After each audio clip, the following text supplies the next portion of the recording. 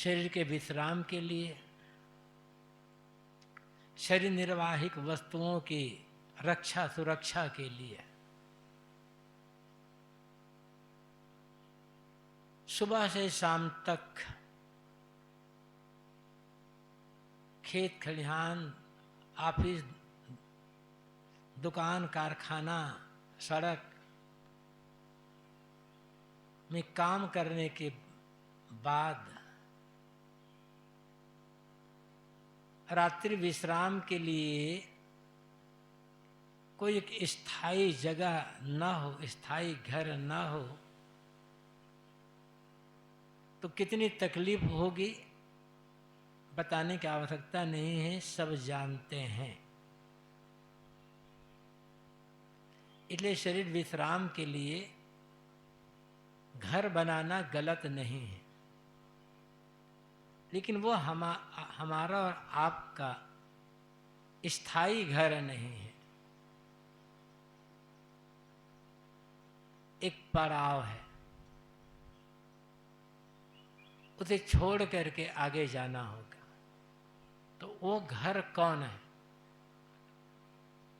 वैसे शरीर भी एक घर ही है, ये भी छूटेगा।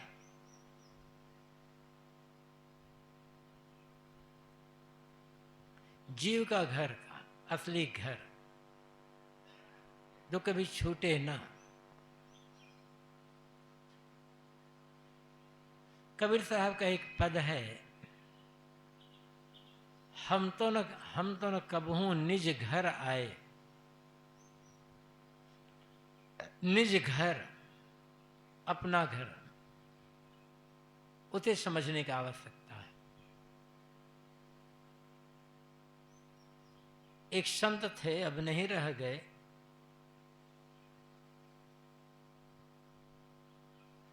गुरुदेव जी से कार्यक्रम के दौरान अक्सर मिला करते थे। उत्तर प्रदेश से भिन्न भिन्न प्रदेश की बात है। आते जाते रहते थे। गुरुदेव जी के प्रति बड़ी निष्ठा श्रद्धा थी उनके मन में।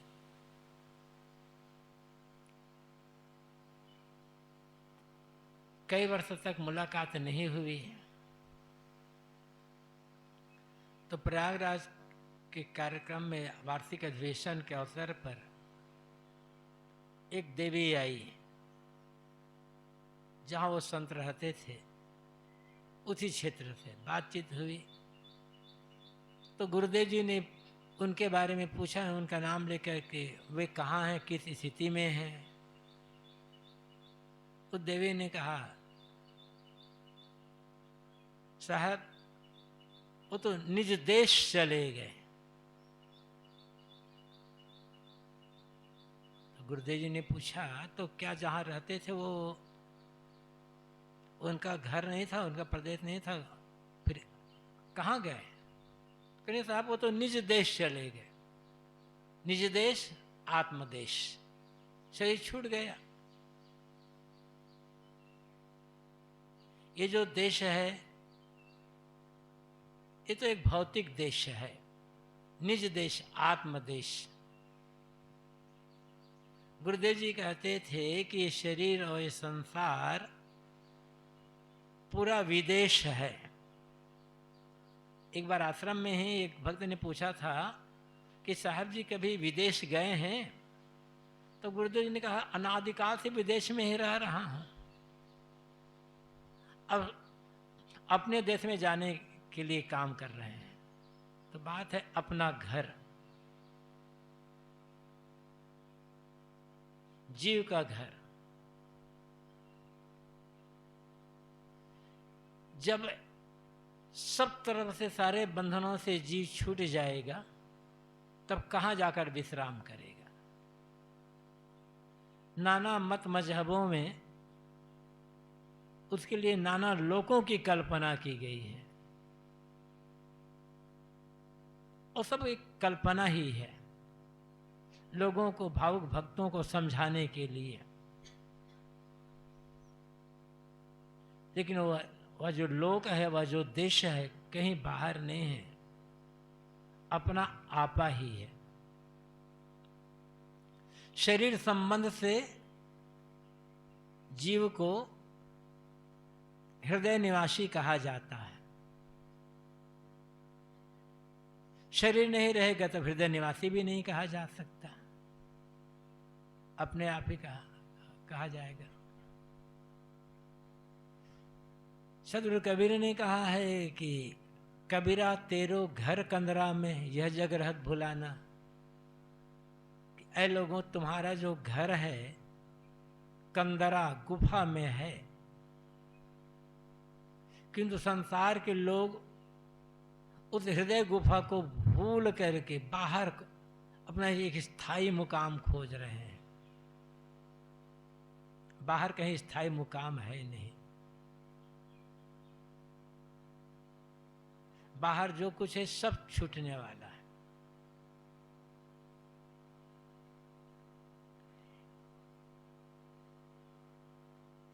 एक स्थायी घर और एक अस्थायी घर,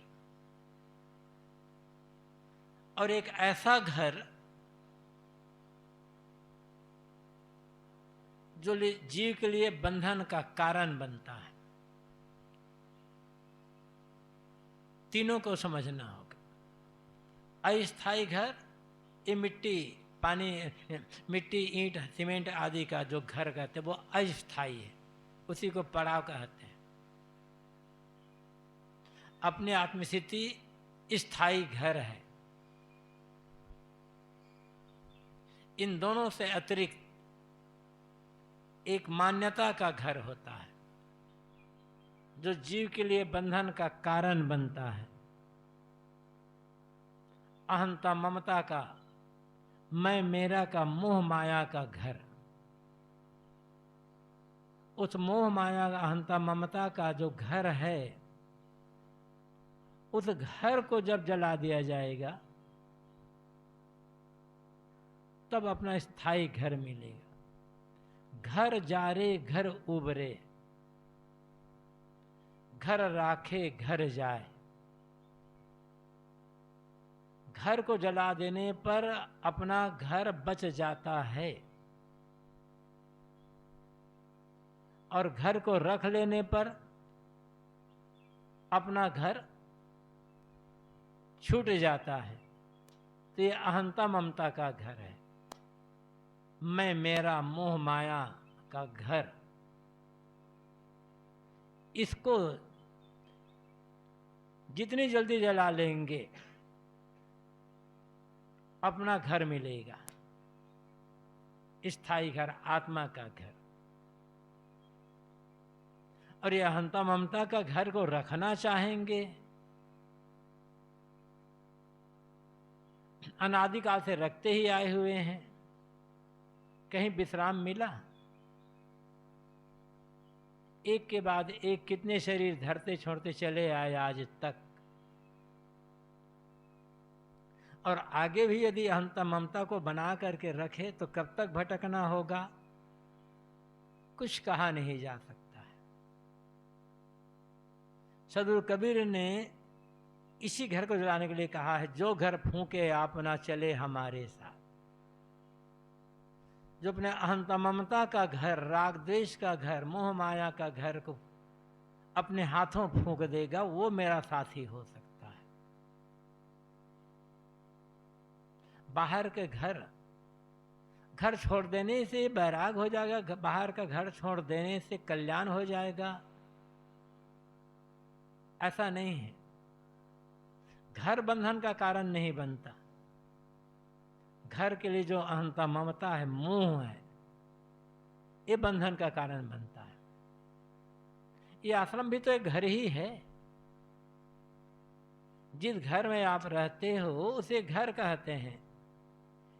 जहाँ ये आश्रम अभी हम बैठे हैं इसे आश्रम कहते हैं, मठ कहते हैं, मंदिर कहते हैं, लेकिन है तो घर ही। यहाँ भी हम मोह बना लें, इसके प्रति भी अहंता ममता बना लें कि देखो हमारा आश्रम कितना सुंदर बना हुआ है, कितना बढ़िया, कितना यहाँ आराम मिलता है, कितनी यहाँ सुविधा मिलती है, इसी में राग बना लें तो ये आश्रम ही बंधन का कारण बन जाएगा। ये तो सेवा और साधना के लिए है बस।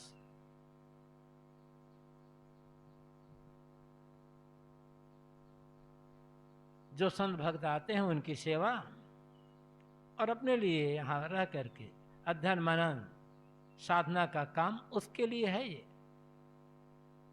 ये भी स्थायी कहाँ है, ये भी तो पड़ाव ही है। लेकिन हम स्थायी मान लेते हैं, मजबूती से पकड़ लेते हैं उसे,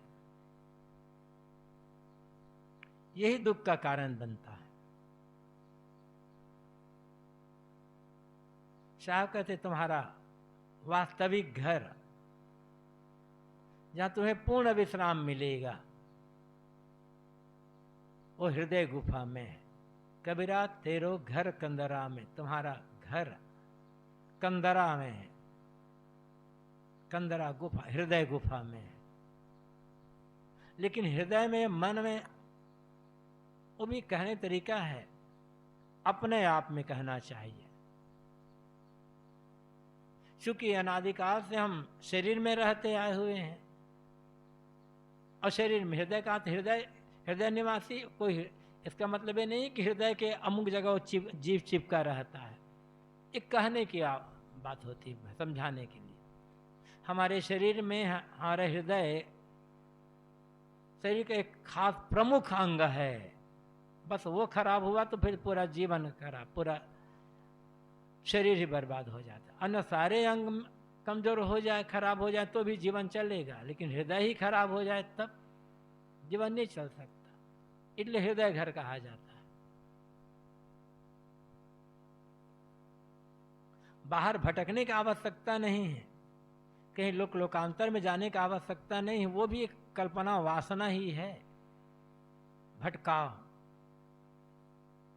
उस भटकाव को भी छोड़ना पड़ेगा कि मरने के पश्चात अमुक लोक में जाएंगे, अमुक के दर्शन होगा, अमुक के पास निवास हो जाएगा, अमुक में घुल मिल जाना होगा।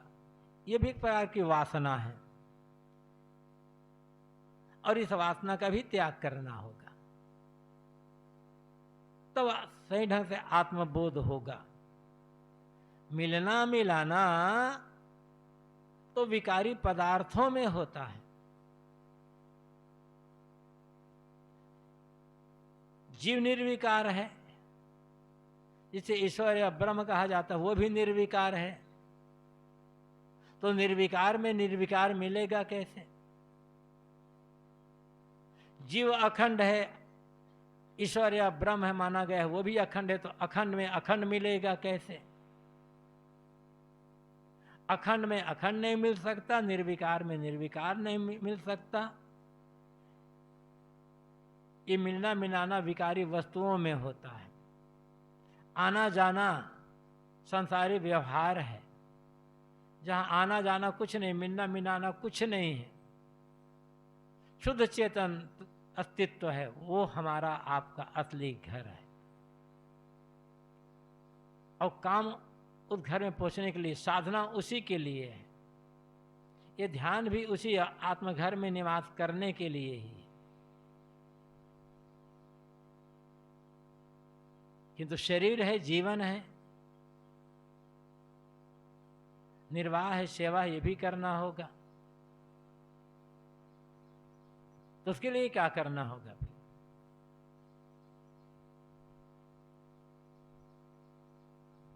उपनिषद में एक मंत्र आता है, कठोपनिषद में, नचिकेता को आत्मज्ञान देते हुए यमाचार्य ने कहा है, अरणयान महतो महीयान आत्मास जंतो निहितो गुहायाम तम कतु पश्यति वीत शोक धातु प्रसादान महिमानम आत्मना। पहली पंक्ति में दो बातें बताई गई है। पहली बात जीव की सत्ता के लिए कहा, दूसरी बात शरीर संबंध में जीव कहाँ निवास करता है इसके लिए कहा गया। और रणयान महतो महीयान, जो सत्ता की दृष्टि से, अस्तित्व के दृष्टि से सूक्ष्म से सूक्ष्म है। जीव कैसा है, कितना बड़ा है, ये प्रश्न सदैव से पूछे जाते रहे हैं। दो प्रश्न, ये दुनिया कहां से आई, किसने बनाई, एक प्रश्न यह है, सदैव जिज्ञासा रही है, आज भी है लोगों के मन में। क्या इतनी बड़ी दुनिया है, किसने बना दी, कब बनाई, और फिर ये जीव कहां से आ गया, जीव क्या है, जीव स्वतः है कि किसी से बनाया है, कि किसी का अंश है, किसी से बना है, ये प्रश्न।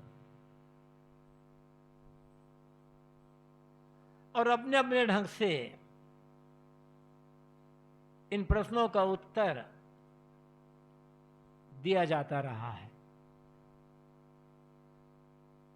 और इन प्रश्नों में कहीं, इन प्रश्नों के जो उत्तर है उनमें कहीं एक रूपता नहीं है, क्योंकि वो एक सामने बैठे जिज्ञासु समझाने के लिए है, बस कल्पना का उत्तर है।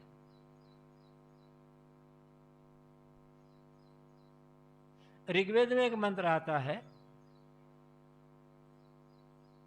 को ददर्श प्रथमम जायमानम अस्थनमंतम यद अनस्थ विभर्त। भूम्यासुर सृगात्मा के आशित को विद्वांसम उपगात पृष्ठमेतत्। को ददर्श, किसने देखा है, प्रथमम जायमानम, पहले पहले उत्पन्न होते हुए, किसको, अस्थनमंतम यद अनस्थ विभर्त। अस्थनमंत इसका लाक्षणिक अर्थ है स्थूल जगत, ये जो दिखाई पड़ रहा है संसार। यद अनस्था, सूक्ष्म, इस दिखाई पड़ने वाली स्थूल दुनिया है, भौतिक दुनिया, इसे धारण करके जो प्रकृति घूम रही है, इस प्रकृति को पहले पहले उत्पन्न होते किसने देखा है। खुद ऋषि प्रश्न करते हैं ऋग्वेद में। भूम्य असुर सृगात्मा को आशित, भूमि असुर पृथ्वी हवा से तो शरीर बन गया, रक्त आदि से शरीर बन गया, आत्मा को आशित। ये आत्मा क्या है, आत्मा कहां से आ गया, को विद्वांसम उपदार प्रश्नमेतत्। ये प्रश्न जानने के लिए, इस प्रश्न का उत्तर पाने के लिए ज्ञानियों के पास कौन जाएगा। तो ये प्रश्न सदैव से रहे हैं। तो जीव क्या है, कितना बड़ा है, इसका अस्तित्व कैसा है। अब क्या बता, सामने वाला पूछ रहा है कि जीव कैसा है, तो यहां ऋषि कहते हैं अनौरणीय, वो सूक्ष्म से सूक्ष्म है। कितना सूक्ष्म है बताना मुश्किल। उपनिषद में यह भी कहा गया है, पूछा है जिज्ञासु ने गुरु से, गुरुदेव ये आत्मा कितना बड़ा है, कितना लंबा चौड़ा है, कितना क्या है। अब क्या बताए, लेकिन उत्तर देना है। तो कह दिया गया, ये जो बाल का नोक है ना, बाल के नोक के 100वें हिस्से के बराबर है। अब तुम उसको बाल के नोक को काट कर देख लो। अब कौन बता, ये तो कहने का तरीका है बस। जीव को नापा नहीं जा सकता। हल्का गरवा जाए ना तोड़ी सा है, सदगुरु कबीर कहते हैं हल्का है ये गरवा है। और काला गोरा क्या है इसे कुछ बताया नहीं जा सकता, बस है, उसके अलावा कुछ नहीं कर सकते। ये अस्तित्व की दृष्टि से है। लेकिन गुणों की दृष्टि से देखें तब महतो महियान, महान से महान ये है, इससे महान कुछ नहीं है। जितने महान की कल्पना की गई है, ईश्वर, ब्रह्म, देवी, देव, खुदा, दाद आदि, ये सब की कल्पना करने वाला भी जीव ही है।